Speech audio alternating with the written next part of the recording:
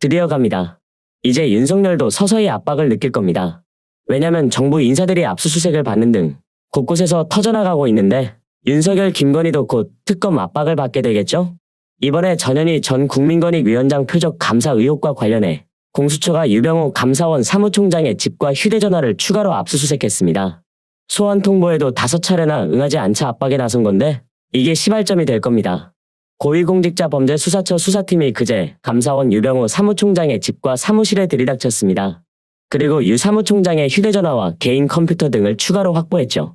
전현희 전 국민권익위원장 감사에 투입됐던 과장급 직원의 자택과 휴대전화에 대해서도 압수수색이 이뤄졌고 표적 감사 의혹으로 공수처가 감사원을 압수수색한 건 3번째에 달합니다. 우리나라 감사원이 이렇게 압수수색 대상이라는 것만 봐도 현재 얼마나 나라가 혼란스러운지 알 수 있는데요. 감사원은 작년 8월 전현희 전 위원장을 특별감사했는데 공수처는 이 감사가 과장된 허위 제보에 따라 시작됐다고 보고 있다고 하죠. 감사원이 최종 감사 보고서를 공개하면서 주심 감사위원을 거치지 않는 등 의도적인 위법 행위가 있었다고도 의심하고 있습니다. 이에 따라 공수처는 사실관계가 명확한 만큼 유 사무총장의 직접 조사가 불가피하다고 보고 이미 10월부터 5차례 출석을 요청했는데 유병호 스스로가 이를 더 키운 겁니다. 10월에는 국정감사를, 11월에는 예산결산특별위원회 출석을 이유로 출석 요구에 불응해왔기 때문입니다. 통상적으로는 피의자가 정당한 이유 없이 여러 차례 출석 요구에 불응하면 체포영장을 청구하지만 공수처가 고위공직자 신분 등을 고려해 강제 구인 대신 추가 압수수색으로 압박에 나선 것으로 해석할 수 있습니다. 참다 나섰다는 것이죠. 유 사무총장은 12월 2일 공수처에 나가겠다며 일정을 조율하고 있는 것으로 알려졌고 변호인을 통해 권익위 특별감사는 정당하게 이뤄졌다는 입장을 밝혀왔던 사람입니다.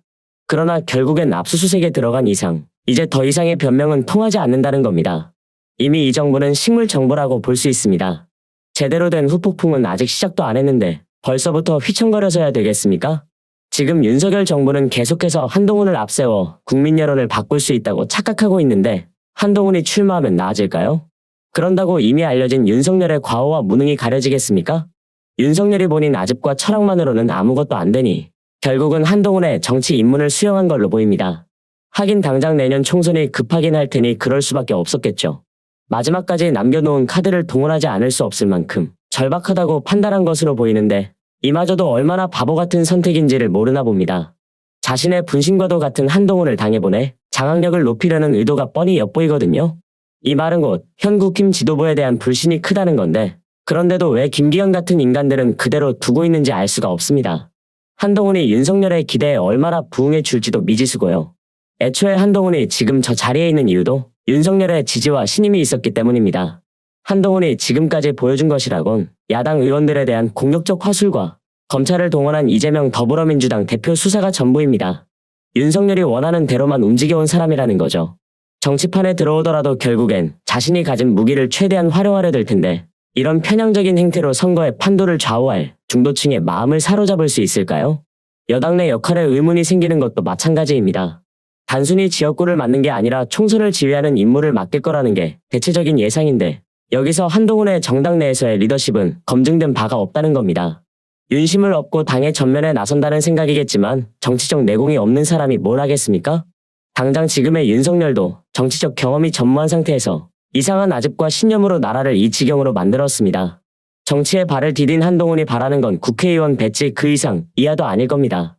뿐만 아니라 대선까지 내다보고 있다는 걸 모르는 사람도 없습니다. 여의도 300명만 있으면 사투리가 아니라 5천만 국민의 언어를 쓰겠다는 말은 무심코 나온 말이 아니라는 거죠. 자신의 속내를 밝힌 준비된 정치인의 말이고 지역 방문은 총선 출마자라기보다는 선거 유세에 나선 대선 후보가 더 어울린다고 볼 수 있습니다.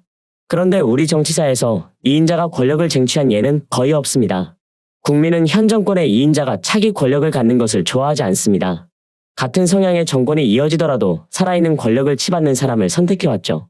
이명박이 되든 박근혜가 그런 경우고 현재보다 조금이라도 달라지고 나아지기를 원하는 게 대중의 심리입니다.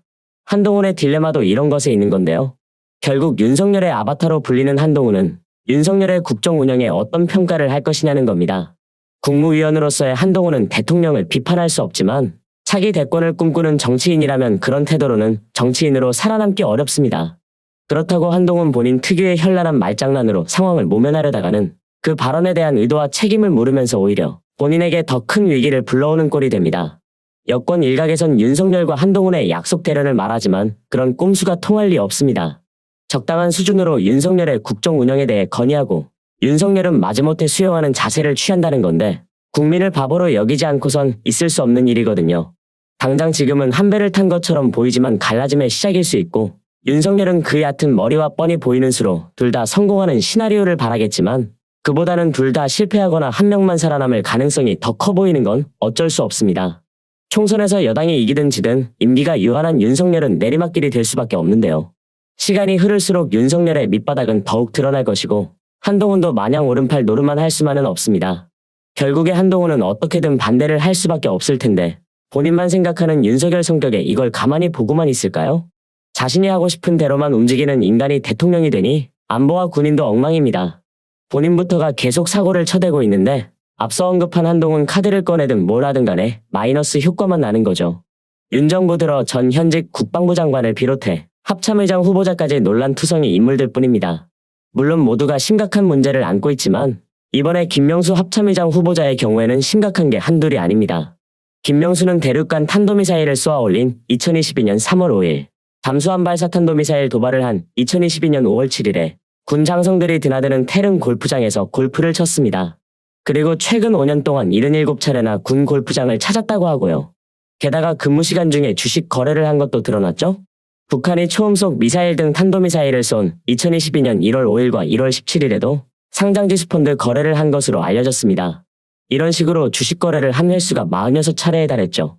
논란은 여기서 그치지 않습니다. 자녀 학폭 문제까지 있거든요. 김명수에 따른 중학교 당시에 5명의 동급생과 함께 동급생 1명을 집단 폭행했음에도 학폭 처분 중 가장 낮은 수준에 속하는 1호 처분을 받은 바 있습니다. 어떻게 김명수 같은 인간을 합참의장으로 앉힐 수 있는 건가요? 합참의장은 국군조직법에 따라 국방부 장관을 보좌하며 전투를 주임무로 하는 각 군의 작전부대와 합동부대를 지휘 감독하는 군 서열 1위에 해당하는 만큼 중요한 자리입니다. 합참의장이 군병력을 움직이는 권한을 갖고 합참의장의 권한을 명시한 국군조직법 제9조 제2항에는 평시 독립전투여단급 이상의 부대 이동 등 주요 군사사항은 국방부 장관의 사전 승인을 받아야 한다는 단서조항까지 붙어 있습니다. 이런 중요한 요직에 말도 안 되는 비상식적인 행동을 밥 먹듯 하는 인간에게 주려 한다 이거죠. 하긴 대통령부터가 비상식적인데 그 아래 있는 사람들이 정상이길 바라는 건 욕심일 수 있습니다. 다른 논란도 문제지만 특히 국가안보의 최고위급 책임자가 공무수행 중에 사익 추구 행위에 여념이 없다는 것 자체만으로도 나쁘끄러운 일 아니겠습니까? 신원식과 김명수 조합으로 우리 군이 제대로 돌아갈 수 있겠냐 이겁니다. 논란이 가볍지 않았던 탓에 김명수의 인사청문회는 결국 파행되고 말았는데 그럼에도 김명수는 여전히 스스로 물러날 생각이 전혀 없어 보입니다. 지난 21일 북한의 군사정찰위성 발사를 구실로 윤석열은 9.19 남북군사합의서의 일부 조항에 대해 효력을 정지시키면서 남북 사이의 군사적 긴장도 한층 높아지고 있습니다. 이런 상황인 만큼 중요한 인사검증 시스템이 말 그대로 개판입니다. 이제 후보자 자녀의 학교 폭력 문제는 이제 단골 메뉴가 돼버렸고 정순신과 이동관 그리고 김승희에 이어 이 정부 들어서만 벌써 4번째입니다. 이런 정부에 우리는 말도 안 되는 세금을 갖다 바치고 있습니다. 인사 권한이 대통령에게 있다지만 부적격한 공직자를 임명하라고 위임된 권한이 아닙니다.